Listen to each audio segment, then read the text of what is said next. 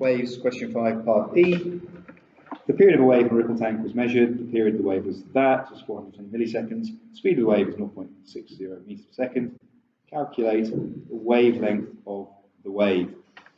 So, and it's worth 5 marks. So immediately, I sort of am slightly nervous that, or slightly wary that it's going to be more complicated than it might first appear.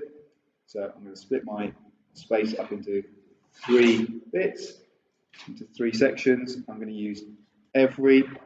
So the first thing I want to do is, I know the speed, I know the wavelength of the wave, and I know the equation for wave speed is, so wave speed equals frequency times wave length.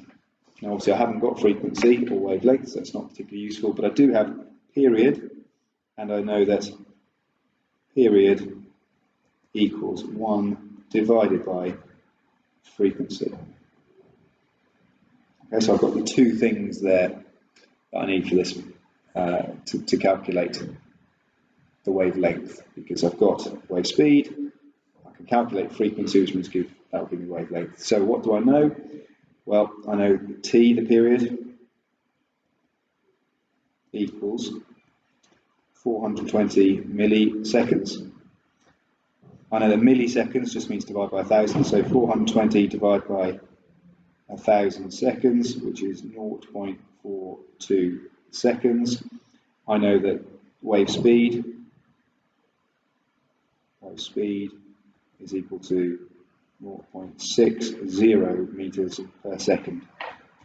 So then I'm going to enter the values into my equation. So enter the values first of all over here. So time period is 0.42 is equal to 1 divided by f, times both sides by f gives me 0.42, f is equal to 1, divide both sides by 0.42 gives me 1 divided by 0.42, which is equal to 1 divided by 0.42 equals 2.38. So that would be hertz.